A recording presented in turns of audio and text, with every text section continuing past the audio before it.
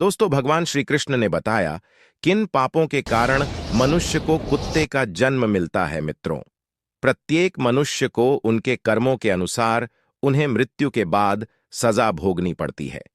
जब उनकी सजा पूरी हो जाती है तो उन्हें पुनः पृथ्वी लोक पर दूसरा जन्म प्राप्त होता है।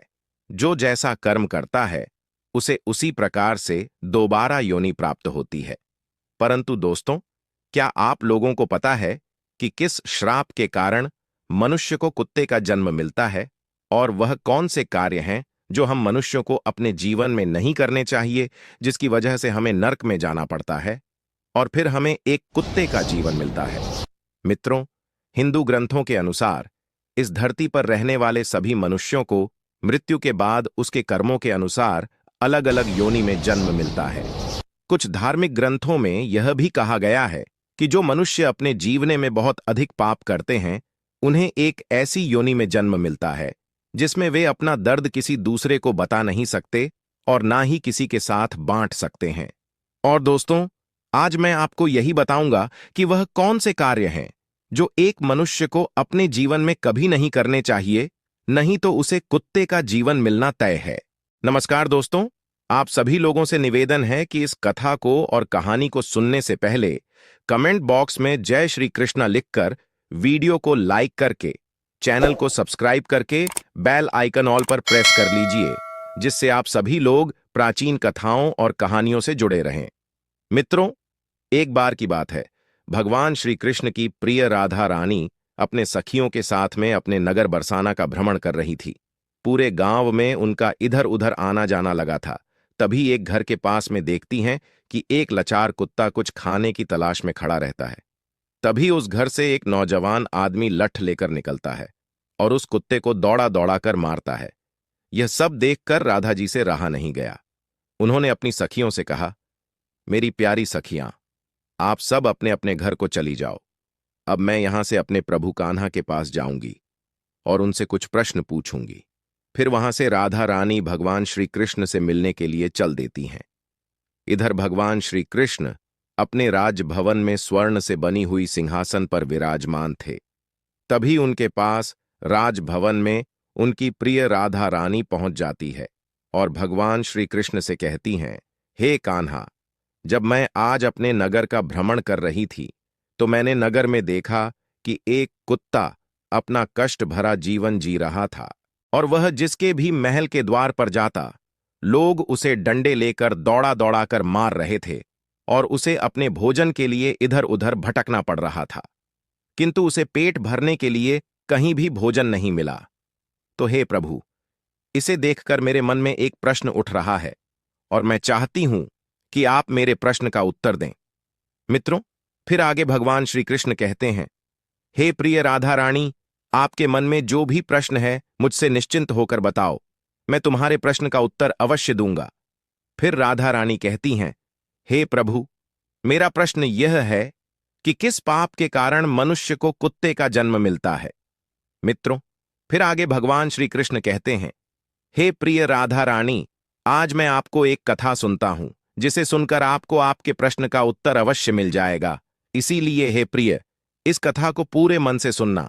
फिर आगे राधा रानी कहती हैं, हे प्रभु, आप कथा सुनाइए, मैं पूरे मन से इस कथा को सुनूंगी।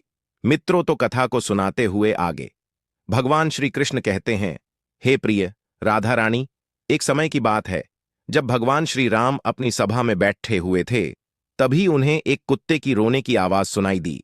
तभी सभा में मौजूद द्वारपाल ने कुत्ते को वहां से भगा दिया और अगले दिन फिर से वही कुत्ता उसी स्थान पर आकर रोने लगा और द्वारपाल ने इस बार भी उस कुत्ते को वहां से मारकर भगा दिया और सभा के तीसरे दिन भी वही कुत्ता उसी स्थान पर आकर फिर से रोने लगा। तो भगवान राम के मन में एक प्रश्न उठने लगा कि आखिर यह कुत्ता रोज रोज मेरे दरबार के बाहर ही क्यों रोता है। और फिर भगवान राम ने उस कुत्ते के रोने का कारण जानना चाहा और द्वारपाल से कहा कि उस कुत्ते को यहां बुलाकर लाओ। तो उस कुत्ते को बुलाने के लिए द्वारपाल उसके पास गए और बोले, प्रभु श्री राम ने आपको अपने दरबार में बुलाया है। तो कुत्ता बोला, हे मुनिवर, मुझे एक ऐसी योनि में जन्म मिला है जिसका मंदिर राजभवन, रसोई घर और गौशाला जैसे पवित्र स्थानों पर जाना मना है। तुम जाकर प्रभु श्री राम से कह दो कि वे स्वयं मुझसे मिलने के लिए यहां पर आ जाएं। और फिर द्वारपाल ने कुत्ते की सारी बातें भगवान श्री राम से जाकर बताया, और ऐसा सुनकर भगवान श्री राम स्वयं उस कुत्ते के पास गए और उससे कहा कि तुम रोज मेरे दरबार के बाहर आकर क्यों रोते हो। तो कुत्ते ने भगवान श्री राम से कहा, हे प्रभु, मैंने कोई अपराध नहीं किया है, फिर भी एक सन्यासी ने मुझे पत्थर से मारा है, जिसके कारण मेरा पैर टूट गया है और अब मुझे बहुत पीड़ा हो रही है, और इसी कारण मैं रोज आपके दरबार में आकर रोता हूं मित्रों। फिर आगे भगवान श्री कृष्ण कहते हैं, हे प्रिय राधा रानी, उस कुत्ते की पीड़ा को देखकर प्रभु श्री राम को बहुत दुख हुआ। फिर भगवान श्री राम ने अपने दरबारी को अपने दरबार में बुलाया और कहा, हे दरबारी, जाओ, जाकर वह सन्यासी जहां भी हो उसे ढूंढ करके हमारे दरबार में अति शीघ्र लेकर आओ। भगवान श्री राम की आज्ञा पाते ही उनके 2 सैनिक वहां से सीधा सन्यासी के घर पहुंच गए और उस सन्यासी को पकड़कर अपने साथ में लेकर के भगवान श्री राम के दरबार में आ गए। फिर उस सन्यासी कहा, क्या यह सत्य है कि तुमने इस कुत्ते को पत्थर मारा है, जिससे इसका पैर टूट गया है और यह अब ठीक से चल भी नहीं पा रहा है? तो इसने क्या अपराध किया था जिसके कारण तुमने इस बेजुबान कुत्ते का पैर तोड़ दिया?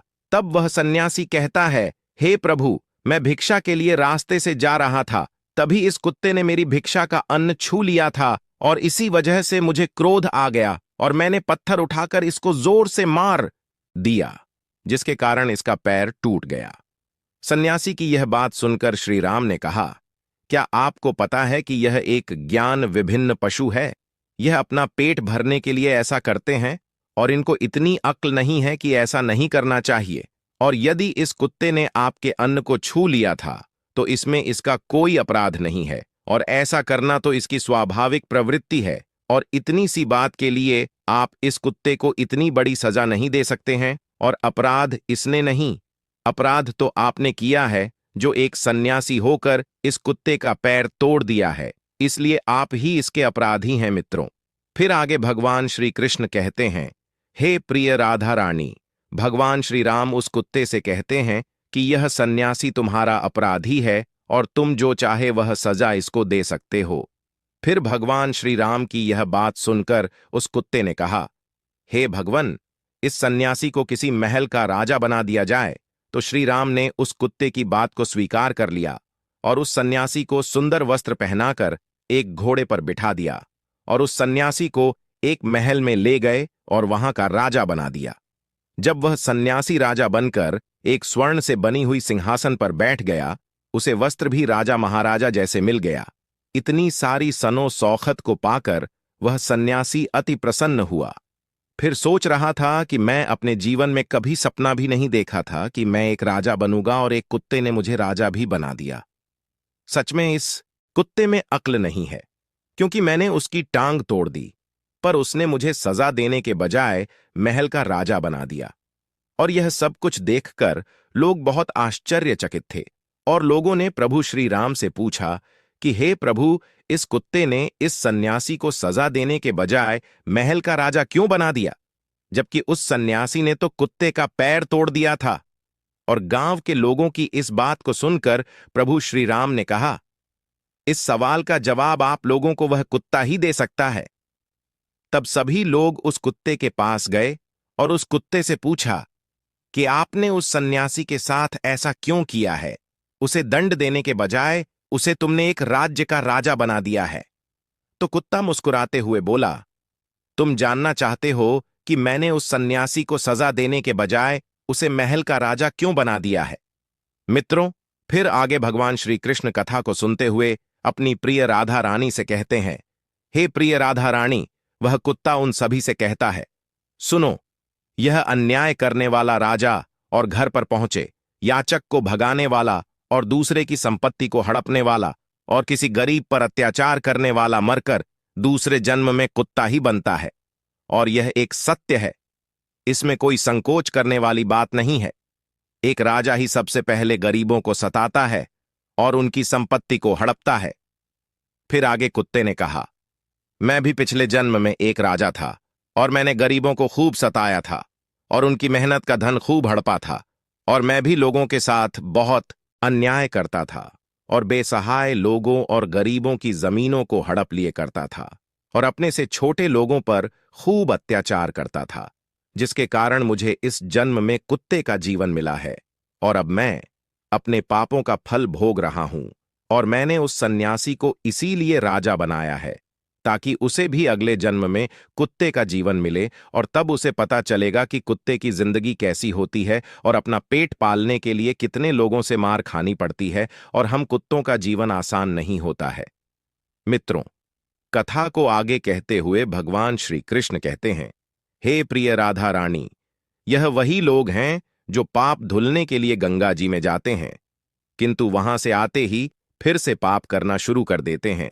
और फिर आगे राधा रानी कहती हैं, हे प्रभु, क्या गंगा जी में पाप नहीं धुलते हैं? तो भगवान श्री कृष्ण मुस्कुराते हुए कहते हैं, हे प्रिय राधा रानी, गंगा जी में वही पाप धुलता है जो अनजाने में हो जाते हैं। जानबूझकर के गए पाप कभी नहीं धुलते हैं। और गंगा जी में स्नान करने से वही मनुष्य पवित्र होता है जिसका मन साफ हो और मन में कोई छल ना हो तथा मन में गंदे विचार नहीं। और गंगा जी में छल करने वाले और दूसरों की बहन बेटियों पर बुरी नजर रखने वाले लोगों का कुछ नहीं होता है और प्रत्येक मनुष्य को अपने कर्मों का फल अवश्य मिलता है। मित्रों, इसीलिए आप लोगों से हाथ जोड़कर अनुरोध है कि किसी बेजुबान जानवर को अगर हम लोग एक वक्त पेट भरने के लिए अन्न नहीं दे सकते तो उन्हें कष्ट पहुंचाने का भी हमें हक नहीं है। और आप लोगों से मेरा हाथ जोड़कर निवेदन है कि किसी भी बेजुबान जानवर को कभी भी कष्ट ना दें। यदि कोई कुत्ता या बेजुबान जानवर आपके घर पर आता है तो उसे यदि रोटी नहीं दे सकते तो उसे मारो भी मत, क्योंकि वह भी एक जीव है, उसे भी दर्द होता है और ईश्वर सबके पापों को देखता है। मित्रों, इस प्रकार से भगवान श्री कृष्ण ने अपनी प्रिय राधा रानी को बताया है कि कौन से पापों के कारण मनुष्य को कुत्ते का जन्म मिलता है। मित्रों, उम्मीद करता हूं आप सभी लोगों को यह हमारे द्वारा बताई गई कथा आप लोगों को पसंद आई होगी। अगर आप लोगों को यह कथा पसंद आई हो तो वीडियो को लाइक जरूर करें और कमेंट में जय श्री कृष्णा लिखकर चैनल को सब्सक्राइब करके बेल आइकन ऑल पर प्रेस कर लीजिए, जिससे आप सभी लोगों को प्रेम भक्ति ज्ञान की कथाएं सबसे पहले प्राप्त हो सके। दोस्तों, वीडियो को पूरा देखने के लिए आप सभी लोगों का धन्यवाद।